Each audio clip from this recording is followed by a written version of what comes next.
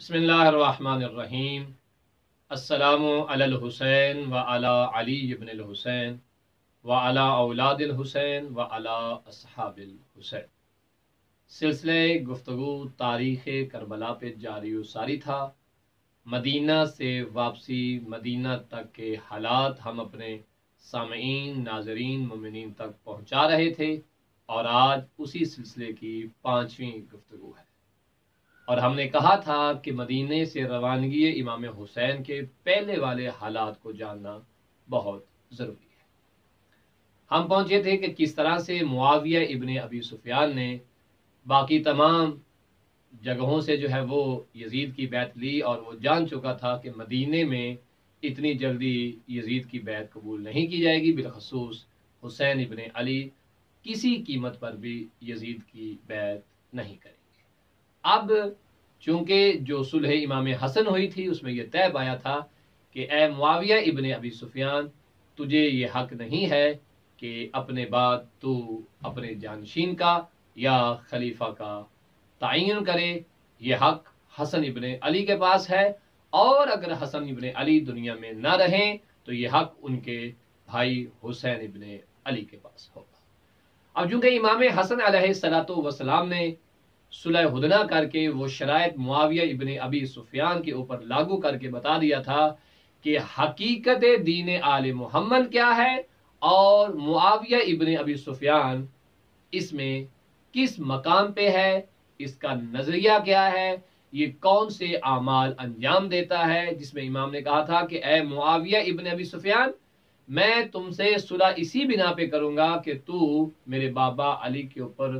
سب و شتم نہیں کرے گا، لان نہیں کرے گا، گالی جو جمعے اور عید کے خطبوں میں دی جاتی ہے وہ نہیں دی جائے گی۔ الی آخر ہی معاویہ ابن ابی سفیان 60 ہجری ماہ رجب کے مہینے میں بمطابق تاریخ طبری، تاریخ یعقوبی اور دیگر کتابوں میں یہ موجود ہے کہ رجب میں غالباً 3 رجب یا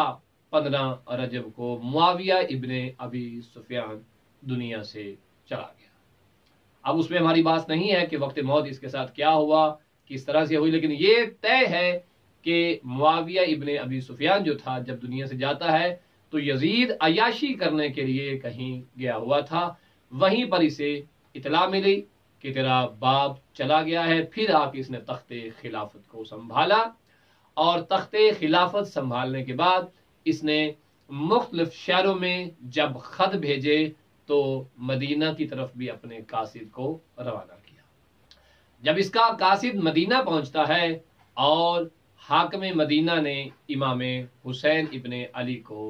اپنے دربار میں بلایا، امام علم امامت سے جان چکے تھے اور اپنے بعض خواص لوگوں کو یہ بتا چکے تھے کہ معاویہ ابن ابی سفیان دنیا سے چلا گیا ہے، اب اس کے تخت پہ یزید ابن معاویہ ابن ابو سفیان بیٹھ گیا ہے، لہٰذا مجھے جو ہے اس کی بیعت کے لیے بلایا جا رہا ہے۔ اب جب امام کو دربار میں بلایا گیا،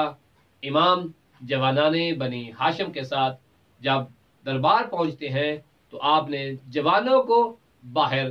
جو ہے وہ روکا اور اکیلے دربار میں گئے۔ وہاں پر حاکم مدینہ ولید نے جب اطلاع دیا آپ کو کہ معاویہ ابن ابی سفیان چل بسا اور اس نے اپنی جگہ پہ یزید ابن معاویہ کو اپنا جانشین مقرر کیا ہے، لہٰذا آپ سے تقاضا یہ ہے کہ آپ یزید کی بیعت کریں۔ امام وقت تھے، امام جانتے تھے کہ یزید کسی اعتبار سے اہلیت نہیں رکھتا۔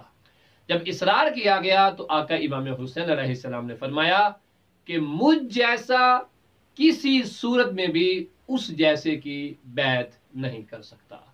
کیوں؟ اس لیے کہ حسین بلندیوں، پاکیزگیوں اور فضیلتوں کا وہ بلند مینار تھا کہ جہاں کسی کی پہنچ نہیں تھی، اور یزید ابن معاویہ ابن ابی سفیان غلاظتوں، گندگی اور ناپاکی کا وہ زمین بوس انتہائی نچلے درجے والا فرد تھا کہ جو بہت ہی برا تھا۔ کوئی تقابل نہیں تھا کہ حسین ابن علی یزید ابن معاویہ کی بیعت کرتے۔ حسین کے نانا رسول خدا ہے، حسین کے جب اس کا قاصد مدینہ پہنچتا ہے اور حاکم مدینہ نے امام حسین ابن علی کو اپنے دربار میں بلایا۔ امام علم امامت سے جان چکے تھے اور اپنے بعض خواص لوگوں کو یہ بتا چکے تھے کہ معاویہ ابن ابی سفیان دنیا سے چلا گیا ہے، اب اس کے تخت پہ یزید ابن معاویہ ابن ابو سفیان بیٹھ گیا ہے، لہٰذا مجھے جو ہے اس کی بیعت کے لیے بلایا جا رہا ہے۔ اب جب امام کو دربار میں بلایا گیا، امام جوانان بنی ہاشم کے ساتھ جب دربار پہنچتے ہیں تو آپ نے جوانوں کو باہر جو ہے وہ روکا اور اکیلے دربار میں گئے۔ وہاں پر حاکم مدینہ ولید نے جب اطلاع دیا آپ کو کہ معاویہ ابن ابی سفیان چل بسا اور اس نے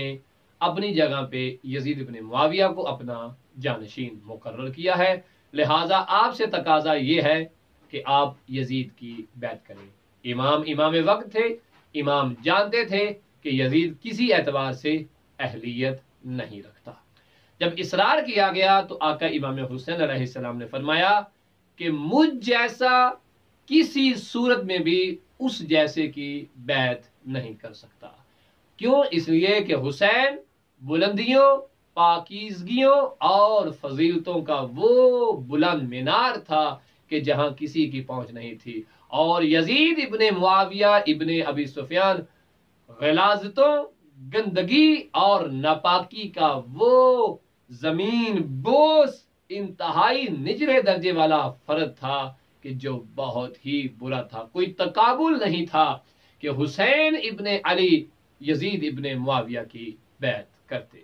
حسین کے نانا رسول خدا ہے، حسین کے نا جناب حضرت ابی طالب ہے، اور حسین کے بھائی حسن ہیں، حسین کی والدہ گرامی جناب خاتون جنت ہیں جو خواتین کی سردار ہیں۔ ادھر یزید، اس کا باپ معاویہ ہے، یزید جس کا دادا ابو سفیان ہے، تو کسی اعتبار سے کوئی تقابل نہیں ہے، کوئی جوڑ نہیں ہے، کوئی مقام فضیلت نہیں ہے کہ حسین ابن علی جو ہے وہ یزید ابن معاویہ جو عیاش تھا، جو زناکار تھا، جو شراب خور تھا اور دین کے اصولوں کا اعلانیہ طور پر مذاق اڑانے والا تھا، اعلانیہ طور پر حدود دین الہی اور سنت نبوی کو پامال کرنے والا تھا، یہ ممکن نہیں تھا حسین ابن علی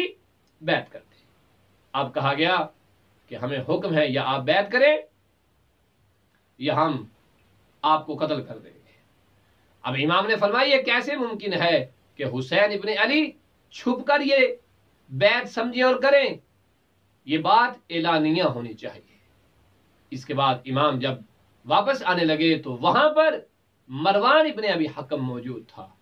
اس نے کہا ولید، حسین آج اکیلا ہے، اسے قتل کر دو۔ یہ کہنا تھا، امام حسین نے اس کی طرف مخاطب ہو کے کہا کہ اے فلاں ابن فلاں، کیا تو حسین ابن علی کو قتل کرے گا؟ اس کے بعد امام نے کہا اللہ اکبر، اللہ اکبر کی صدا بلند کرنا تھی کہ